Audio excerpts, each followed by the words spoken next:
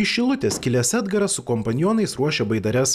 Tačiau ne upe jie ruošiasi keliauti, o iš pajūrio vis nesitraukiančio potvinio užlietais miškais bei pievomis. Tad dar keli pasiruošimų darbai ir baidarės jau vandenyje.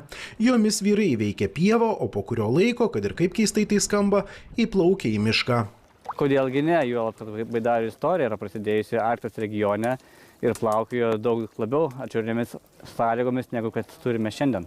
Štai Linas tokiame pasiplaukėjime dalyvauja pirmą kartą, nors vyras baidare yra įveikęs ne 1 kilometrą ir kluoti miške, sako, tikras iššūkis. Daug geriau negu upiai ar pievai. Kodėl? Yra ką veikti, nes ne vien tik plauki, o dar ir rastus gaudai, medžius žiūri, dar kur galvas augai, nenusidaužt. Ir šiaip netaip nuoboda. Kitas baidarininkas Arnoldas į tokį nuotykį leidžiasi ne pirmą kartą, tačiau sako, kad kiekvieną sykį emocijos ir adrenalinas veržiasi per kraštus lyg pirmą kartą. Kartais net pamiršti, aišku, medžiai, kad tu išplauki į lauką ir galvoji, kas čia per ežeras ar didelis vandens telkinys, miške irgi kliūtis ir manevruoti.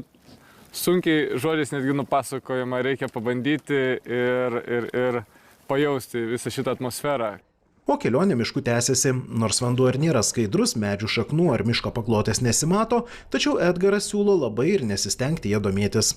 Ar gilu galiu pademonstruoti būtent konkrečiai. Imame irklą, bedame į vandenį ir turime, kad šiuo atveju, jeigu irklas yra apie 2,50 m, tai čia gilis man būtų apie 1,50 m, 1,80 m. Edgaras tokius porą valandų trunkančius pasiplaukimus organizuoja ne vien dėl smagumo. Jis yra profesionalus gidas, tad irkluojant baidarę galima daug ką sužinoti apie potvinio užlietą kraštą bei jo istoriją. Visi dalyviai gauna ausines, per kurias ir girdi, ką Edgaras pasakoja, tad šūkauti ar laikytis krūvoje nereikia. Esame visą maršrutą išvalgę ir parinkę tik saugiausias, bet to pačiu ir pačias įspūdingiausias vietas. Tai padaro patį plaukimą ne tik vizualiai, bet ir kultūriškai labai vertinga. Bebrų griaužti medžiai turbūt nustebins retą, bet koks turi kilti įspūdis, kai štai taip viduryje miško iš už medžių išnyra sodyba saloje, o dar ir avys ganosi šalia.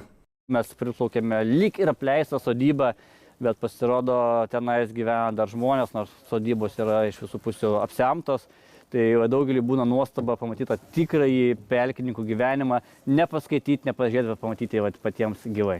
Gidas visiems susižavėjusiems tokią pramogą rekomenduoja apsirengti pagal metų laiką, nebijoti sušlapti, o svarbiausia pasiruošti štai tokiems nuotykiams. Čia šiaip tarp rastų papuoliau, matyt, bebrai buvo nugraužę vasarą. Tokias ekskursijas gidas organizuoja ir vykstant gausesniems pavasariniams potviniams. Kai toks siaučia, kartais galima net pasijusti, tarsi plauktum kalnų upe. Na, o vasarą baidarę galima pairkluoti ir jūroje, kur štai taip romantiškai leidžianti saulei galima net pasipiršti savo antrajai pusiai.